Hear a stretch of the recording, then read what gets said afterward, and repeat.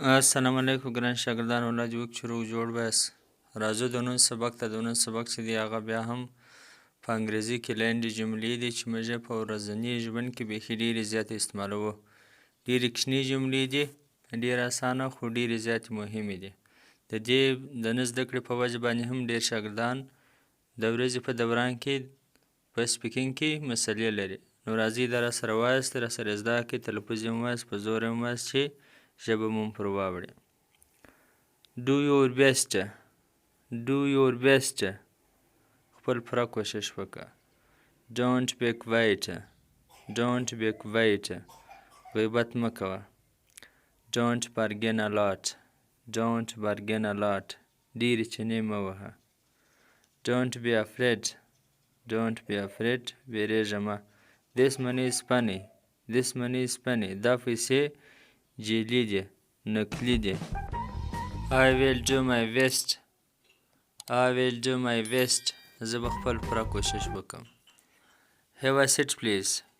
Have a seat please. مهرباني وکړئ کښېنئ. دا د ډېر احترام دپاره استعمالېږي د ډېرو غټو خلکو مابینځ کې.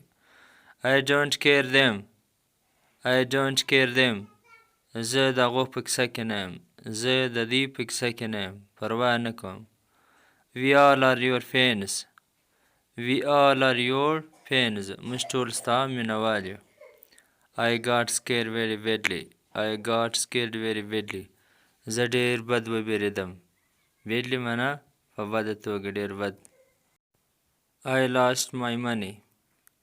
I lost my money. زما پیسې ورک شوې. Today I overslept. Today I overslept. زه نن ډېر بیده شوم. بیخي زیات. Don't overthink. Don't overthink. ډېر فکر مه کوه. ډېر سوچونه مه وهه. یا بیخي ډېر سوچ مه وهه. I got your point.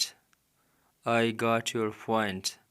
زما ستا په نقطه باندې سر خلاص و. په ټکي یا په خبره باندې سر خلاص و. I am in a very deep shit.